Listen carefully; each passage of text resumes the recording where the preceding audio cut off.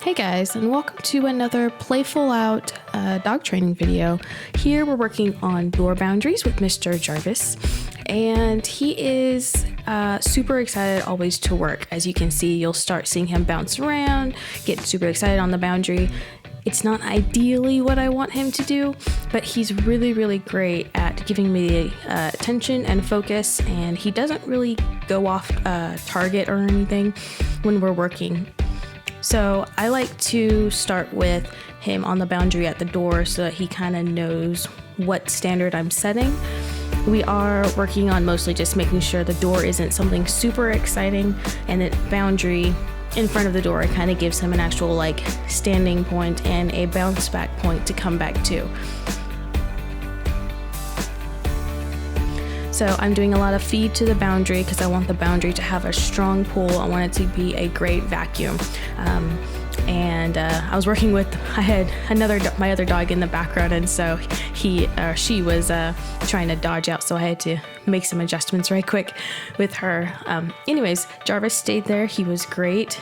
We're working still with that boundary, and I do toss off a few pieces here and there towards the door, away from the door, so that he knows that the boundary is still where I want him to be constantly.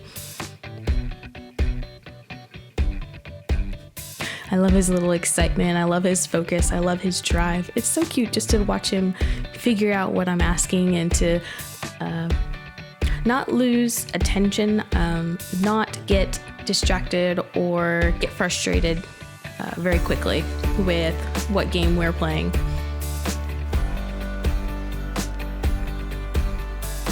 So I start moving out of the door, and he still holds that boundary, which is great. I feed to the bed, rewarding that that bed is the place where I want him to be.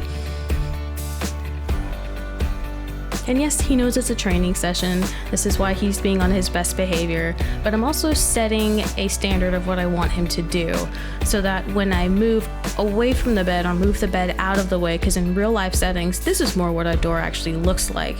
There's no bed in the way. There's no actual, obstruction for him to get out.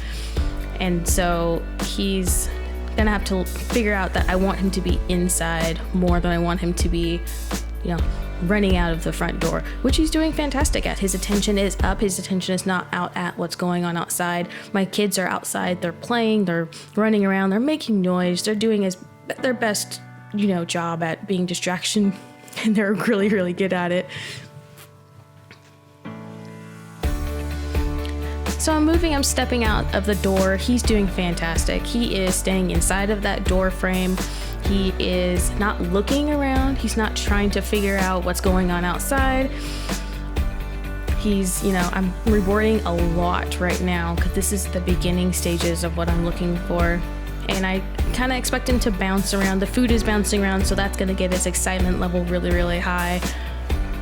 But he's staying inside. He's doing a fantastic job. I'm alternating between feeding high value food and low value food just to reinforce that I'm asking for inside of the door, and I'm staying outside of the door right now.